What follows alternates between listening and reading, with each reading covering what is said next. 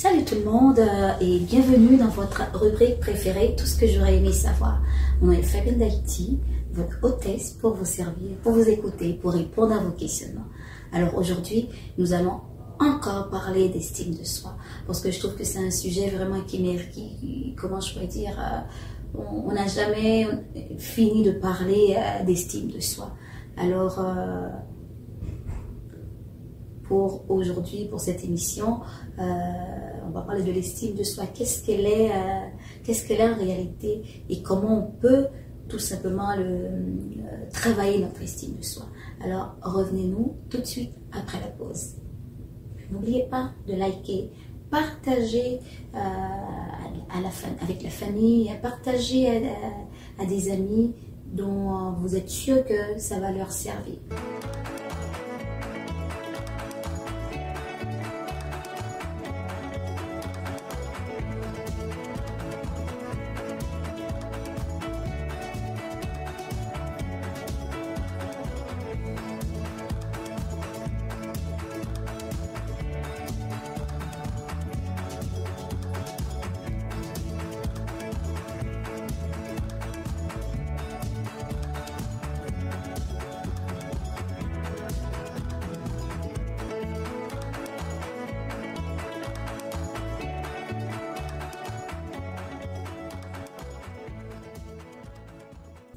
Alors, estime de soi, qui n'a jamais entendu parler de ce sujet estime de soi? Peut-être que à l'école, vous avez déjà entendu parler de soi et de l'estime de soi. À l'école, peut-être que dans les cours éthique et culture, ou dans les cours de FPS, ou peu importe le cours, ça se peut que vous avez déjà entendu parler d'estime de soi, ou tout simplement vous avez tapé sur internet, si vous avez accès à de l'internet. Donc estime de soi, qu'est-ce que c'est que l'estime de soi? Qu'est-ce que ça mange en hiver? Je me pose la question. Pourquoi je parle d'estime de soi? Parce que moi je m'appelle, quand j'étais en Haïti, et à mon époque, c'est pas quelque chose, pas un sujet estime de soi dont comment je peux dire, que je prenais le temps de traiter le sujet ou d'écouter des émissions sur l'estime de soi. Mais par contre, quand j'étais adolescente, on parlait de la beauté, on parlait de l'intelligence, la beauté. Est-ce que je suis belle ou pas assez belle? Est-ce que l'autre est assez beau ou pas assez beau? Peu importe. Ça, c'était quelque chose dont on discutait, mes amis et moi. Et la beauté, encore une fois, c'est un sujet qui ne tarit pas, qui ne change pas avec le temps, avec les siècles, avec les époques, avec les cultures. Chaque culture, on peut parler de beauté, et la beauté prend des formes différentes selon les cultures. Mais aujourd'hui, on va parler vraiment d'estime de soi. C'est quoi l'estime de soi? D'après vous, c'est quoi l'estime de soi? Si vous avez des questions, si vous avez une réponse, tout simplement écrire en commentaire. Pour vous, c'est quoi l'estime de soi? Alors aujourd'hui, l'estime de soi, c'est quoi? On va y aller très simple, sans langage, jargon scientifique ou de trop gros mots, trop grands mots. L'estime de soi, c'est vraiment la valeur que je m'accorde. L'estime de moi-même, c'est la valeur que je m'accorde. La valeur que je m'accorde quand tout va bien. La valeur que je m'accorde quand je fais des erreurs, la valeur que je m'accorde quand tout simplement je réussis quelque chose. Donc pour vous, est-ce que vous considérez que vous avez plus d'estime de vous-même quand vous avez réussi quelque chose, ou peut-être c'est le contraire, quand par exemple vous avez essayé quelque chose, peu importe, il y a une matière que vous trouvez difficile et pour vous c'est tout un défi, et peut-être que vous avez déjà eu un échec ou même deux de répéter, peu importe, et là vous dites oui, cet échec peut arriver, mais vous sentez que vous n'êtes rien, vous sentez que votre valeur a diminué. Est-ce que ça vous est déjà arrivé? Moi, quand j'étais adolescente, oui, ça m'est déjà arrivé que malheureusement, j'ai déjà, comment je pourrais dire, redoublé. J'ai déjà fait une classe une deuxième fois. Donc, à ce moment-là, on se sent mal. Il y a la honte, la culpabilité de décevoir sa famille, ses parents. La honte des fois de voir que sur la cour de récréation, quand par exemple tes amis, t'aimerais bien être avec les amis, un exemple de la 3e année, mais tous tes amis de la 3e année sont rendus en 4e année, ou peu importe, là t'es rendu, vous êtes au secondaire, secondaire 1, secondaire 2, secondaire 3, mais vous avez raté une année, puis là, vous sentez que vous êtes, comment je pourrais dire, que vous êtes anéanti, que vous êtes fini. On peut ressentir comment je pourrais dire, ce sentiment. Mais est-ce que, la question qu'il faut se poser, est-ce que je suis cette émotion? Est-ce que je suis ce sentiment au fond de moi? Non. Donc, souvent, on se compare. On a vécu un échec, on se dit qu'on est l'échec. On a fait des erreurs, on s'identifie à l'échec, alors que l'estime de nous-mêmes, c'est quelque chose qui est tout à fait différent. Donc, je vais vous laisser vraiment trois éléments sur lesquels vous allez vraiment pouvoir travailler cette année pour vérifier vraiment, pour être sûr que votre estime de soi reste intacte. Oui, comme je le dis, il y a des éléments, on peut ressentir des choses au fond de nous. On peut ressentir la peur, la crainte ou la honte de quelque chose parce qu'on n'a pas réussi. Non, c'est parce qu'il y a une pensée dans notre tête qui se veut qu'on devrait tout réussir, mais c'est un mensonge. Comment on apprend les choses, notre cerveau, on apprend par erreur, en faisant des erreurs. Il n'y a personne qui sait faire... qui a une notion, qui connaît des notions de mathématiques, peu importe, de chimie, de sciences, peu importe, tout simplement en l'écoutant. Il faut quand même le pratiquer. Oui, il y a des personnes sans même le pratiquer, va l'avoir, mais c'est très, très, très minime parmi les individus dans la société. Donc, nous avons vraiment besoin de répéter des choses pour les apprendre. Et même, on va voir que même quand on apprend des choses, tu apprends, comment je pourrais dire, quand vous apprenez des choses, ça veut dire que plus vous apprenez des choses, plus vous avez de la valeur. Non, l'estime de soi, peut-être que ça peut nous donner cette impression, mais notre valeur est indivisible. Il ne peut pas se diviser, il ne peut pas se casser, il ne peut pas se briser. Notre valeur ne change pas. C'est ici que ça change. C'est ici que ça change et on peut avoir l'impression de changer. Mais notre valeur, ce que je veux que vous puissiez retenir, c'est que notre valeur ne change pas. La valeur de qui nous sommes ne change pas. Mais c'est sûr que la pression des gens autour de nous, la pression des réseaux sociaux, la pression de la perfection, l'image de la perfection que les réseaux sociaux nous envoient peuvent nous indiquer qu'il faut que notre valeur, si on n'est pas de telle façon, si on ne fait pas partie de telle catégorie, on n'a plus de valeur.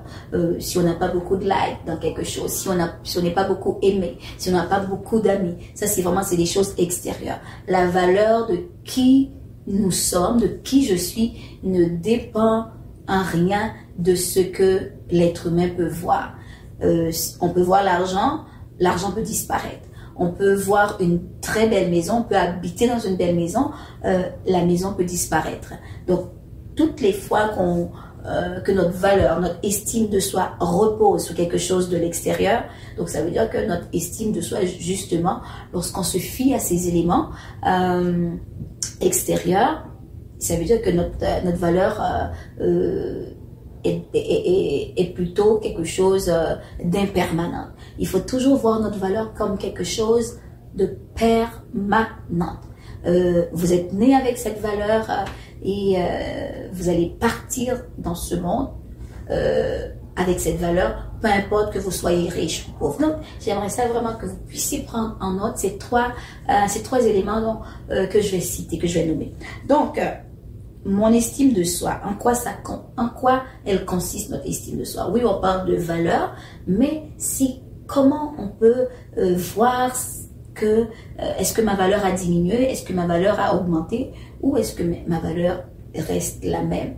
Les circonstances peuvent changer, ma situation sociale peut changer, ma situation économique financière peut changer, mais ma valeur ne change pas. Alors, qu'est-ce qu'il faut regarder? Donc, l'estime de soi, c'est comment je me vois. Est-ce que je me vois comme quelqu'un qui a de la valeur? Ou tout simplement, je me compare aux autres pour me dire, ok, je n'ai pas ça, je rentre pas dans tel standard. Oh, mais dans la société dans laquelle on vit, on voit tout simplement des modèles de standards 6 pieds et quelques, et des beautés caucasiennes, un exemple. Bon, j'appelle ça des bruns clairs, parce que nous sommes tous, nous avons tous la peau brune, qu'on soit dit blanc ou noir, ou peu importe la race, on est tous bruns. J'ai appris ça et puis c'est tout à fait scientifique, on est brun. On a la peau brune à cause de de la mélanine. Donc on est soit brun clair ou brun plus foncé. Donc c'est la nuance. On est des nuances de mélanine. Donc on voit que dans le monde dans lequel on est, il y a tellement eu de philosophie, d'idéologie qui ont fait en sorte que les blancs sont supérieurs aux noirs. Mais c'est un mensonge qui a perduré, qui perdure encore malheureusement en 2024. Il y en a pour qui vont trouver une certaine valeur à être blanche. Et même dans la communauté noire, il y en a qui vont même sacrifier leur mélanine pour se blanchir, pour devenir un petit peu plus brun clair. Donc, on voit que il y a une idéologie, il y a toute une façon de faire, il y a une façon de penser malsaine qui font en sorte que on peut s'apprécier parce qu'on a une couleur plus ou moins claire, et plus on est clair, plus on a le nez pointu, plus on est valable dans notre société. Et c'est vrai, malheureusement, il y a certains endroits, il y a des gens qui vont être, il y a des personnes qui vont être choisies par rapport à leur beauté. On vit dans cette société, il ne faut pas se le cacher. La Bible nous dit, l'homme regarde à l'extérieur.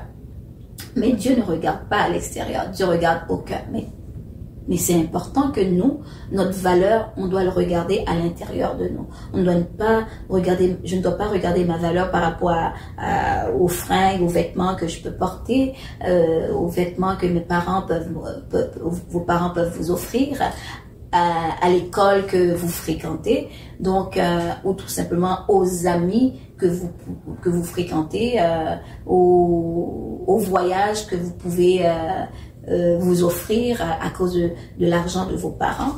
Donc souvent et très souvent malheureusement, les êtres humains, on a tendance à être influencés par ces facteurs extérieurs pour se dire qu'on a de la valeur. Qu'on est capable de s'offrir ces choses-là, si c'est bien pour cette personne, c'est bien pour vous. Et si vous n'êtes pas capable de vous l'offrir, tant que vous avez des vêtements sur vous, c'est merveilleux parce que votre valeur ne dépend pas de ce que vous portez. Donc, c'est important.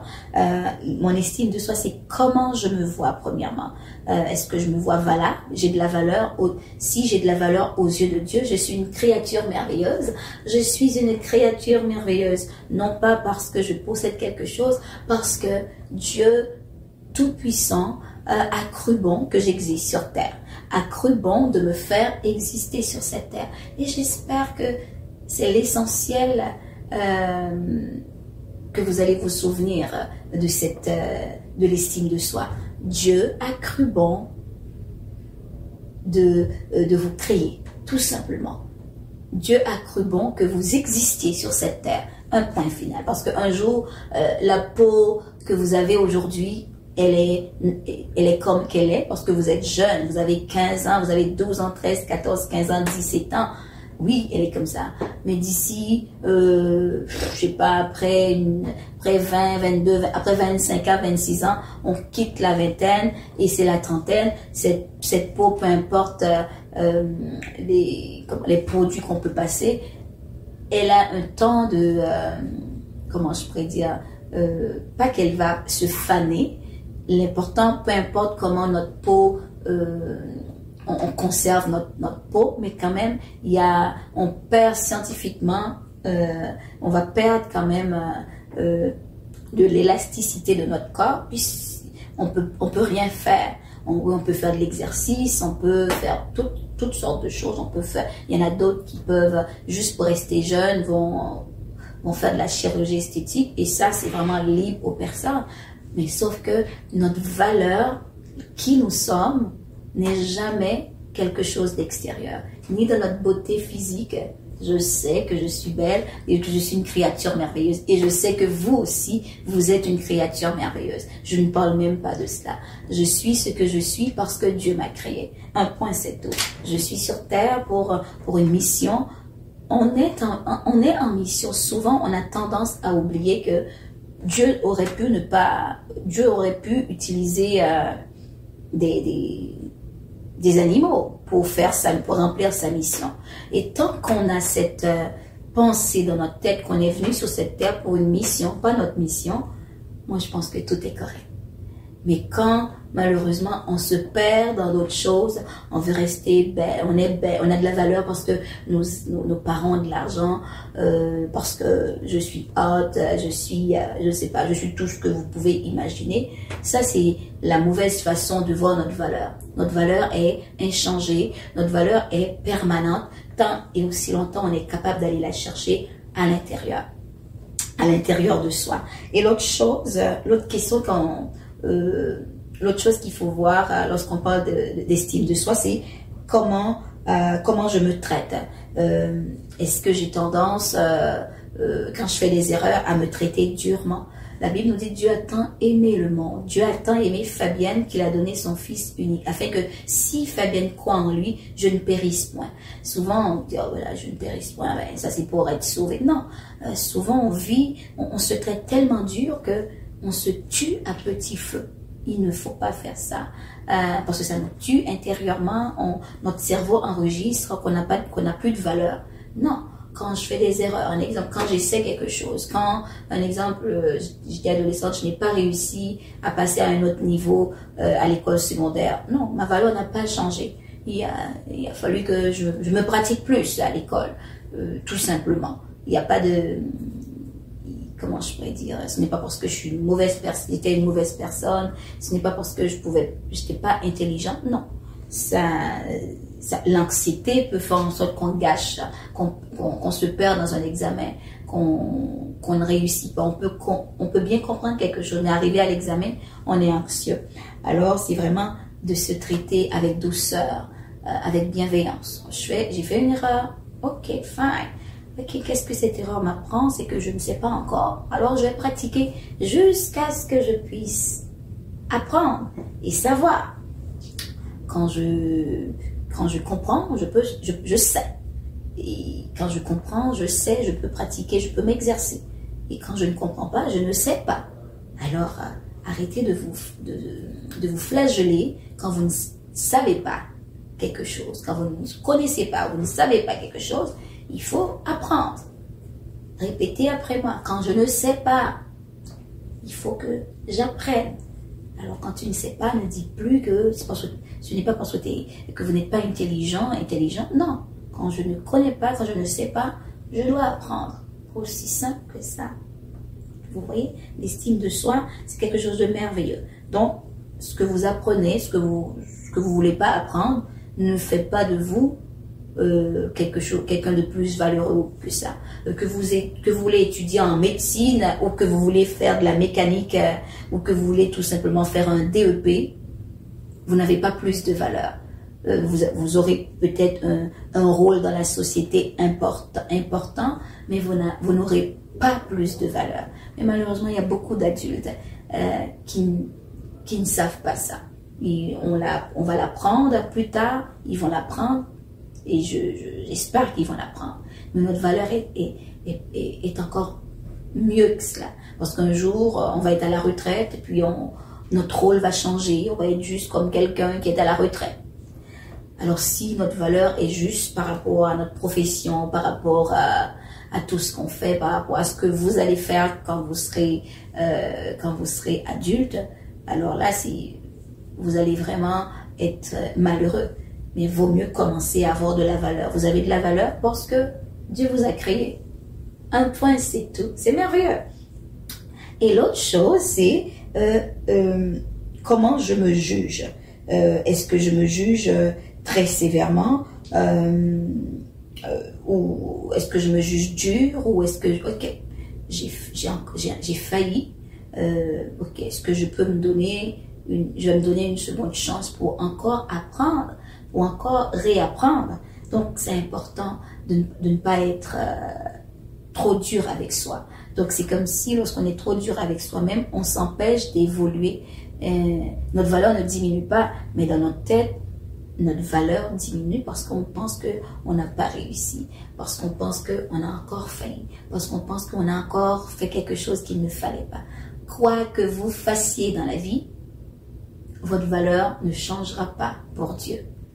Et je crois que c'est la même chose. Nos parents nous aiment tout le temps, nous aiment de façon inconditionnelle, et quoi que nous fassions, notre valeur ne changera pas. Alors je veux que vous le sachiez, que votre estime de soi, votre valeur ne changera pas.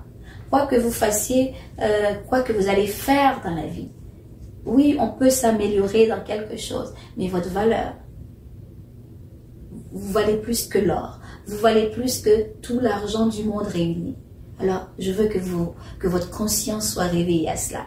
Votre valeur ne change pas, que vous veniez d'une famille riche, d'une famille pauvre, même si vous venez d'une famille ou peut-être dans votre pays, vous vivez dans une maison en toit de chaume avec de la boue, la terre sèche, peu importe.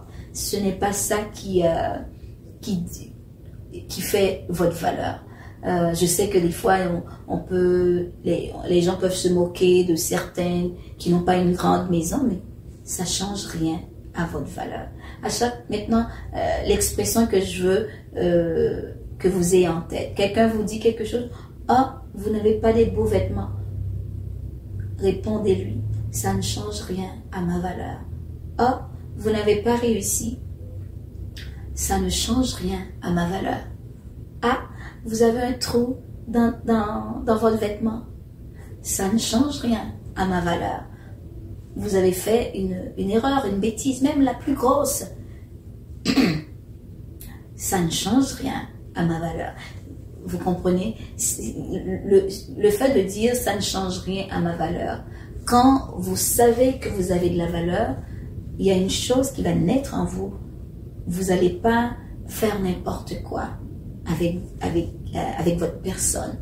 Vous n'allez pas vous laisser écraser, intimider par les autres, parce que vous connaissez votre valeur. Votre valeur est inchangée, votre valeur est indivisible, votre valeur, il reste permanent. Peu importe quoi qu'il arrive, à partir de maintenant, ma valeur ne changera pas.